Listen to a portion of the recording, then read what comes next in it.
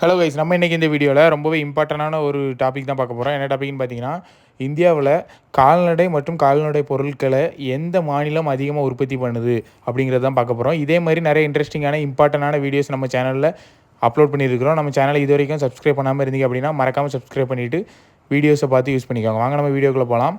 First பாருங்கள், மாடுகள் எந்த மாநிலத்தில் அதிகமாக வளர்க்கப்படுதுன்னு பார்த்தீங்கன்னா மத்திய பிரதேசம் தான் மாடுகள் உற்பத்தியில் அதிகமாக இருக்குது.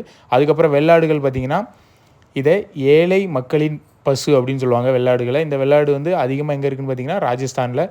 எருமை மாடு எங்கே இருக்குதுன்னு பார்த்தீங்கன்னா உத்தரப்பிரதேசத்தில்.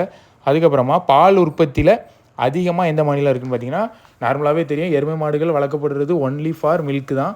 அப்போது உத்தரப்பிரதேசத்தில் தான் பால் உற்பத்தி அதிகமாக இருக்குது அப்படின்னு நினச்சிக்கோங்க.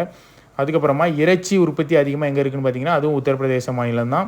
இந்தியாவிலே அதிக மக்கள் தொகை கொண்ட ஒரு மாநிலமாக இருக்கிறதால உத்தரப்பிரதேசத்தில் தான் அதிகமாக இருக்குது அப்படின்னு மனசில் வச்சுக்கோங்க. அதுக்கப்புறம் பாருங்கள், ரோம உற்பத்தியில் எந்த மாநிலம் ஃபஸ்ட்டு இருக்குதுன்னு பார்த்தீங்கன்னா ராஜஸ்தான் தான் ரோம உற்பத்தியில் முதலாவது இருக்குது. அதுக்கப்புறமா கடல் மீன் உற்பத்தியில் எந்த மாநிலம் ஃபேமஸாக இருக்குது, அதிகமாக உற்பத்தி பண்ணுதுன்னு பார்த்தீங்கன்னா கேரளா.